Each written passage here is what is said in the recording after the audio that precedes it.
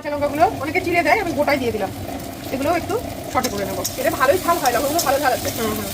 যার যেরকম প্রয়োজন ঝাল খাওয়া সেটা করে নেবে। এটা যখন তেলের উপর দেওয়া হয় না, বেশ ভালো একটা কাঁচা লঙ্কা স্মেলও হয়, তরকারিতে ফ্লেভারটা পুরো আসে।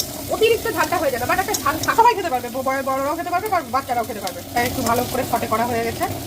ভাজাই হয়ে গেছে সবে, ঠিক না ভালো হয়েছে। এইবার আমি সয়া সস আর টমেটো সস মিশ্রণটা করে রেখেছি, এটা দিয়ে। অনেকে চিলি সস দেয়, কিন্তু আমরা চিলি সসটা মানে নেইও বাড়িতে, তো এটা এইভাবেই দিচ্ছি। চিলি সস অ্যাকচুয়ালি খাওয়া হয় না আমাদের, চিলিটা খাওয়া বড় না দিয়ে ওই জন্য চিলি সসটা নেই আছে।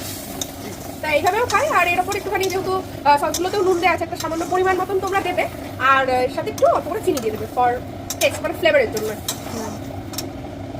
নুনটা আগেই অ্যাড করে দিয়েছি নুনটা। এবার এই যে পরিমাণ মতো একটু চিনি দিলাম, একটু মিষ্টি মিষ্টি খেতে ভালো লাগে। মিষ্টি মিষ্টি মানে ঝাল মিষ্টি দুটোই সমান হবে। এই যে কর্নফ্লাওয়ারটা এবার আমি গুলে রেখেছিলাম, এটা এবার এর ভিতরে মিশিয়ে দেবো। ভালো গুলে নিত, পাতা দিয়ে দেবো,